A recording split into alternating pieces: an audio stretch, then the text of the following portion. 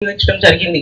ఇంకా కొన్ని కేవలం మన పోలీస్ స్టేషన్ మాత్రంకి పరిమితం కాకుండా మండలం మొత్తంలో కూడా ఎక్కడైతే మనం మొక్కలు నాటగలుగుతామో, ఈవెన్ రైతులతో మాట్లాడి వాళ్ళ యొక్క గట్ల మీద కానివ్వండి, లేకపోతే ఓపెన్ స్పేస్ ఎక్కడున్నా కానీ అవన్నీ కూడా యూటిలైజ్ చేసి కేవలము ఈ యొక్క 1 month అని కాదు, కంప్లీట్ ఇయర్ అంతా కూడా ప్లాంట్ చేయగలిగిన సీజన్ అంతా కూడా ప్లాంట్స్ ని నాటడము, తర్వాత ఇయర్ అంతా కూడా వాటిని కాపాడము తప్పకుండా చేస్తాం సార్.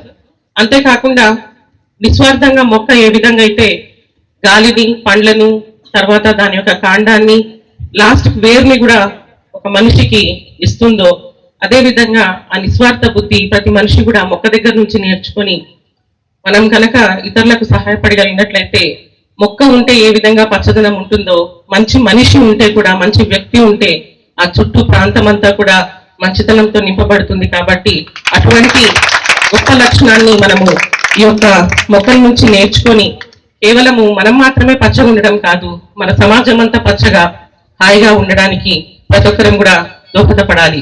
నాకు ఇచ్చిన ఈ అవకాశాన్ని బట్టి ధన్యవాదాలు.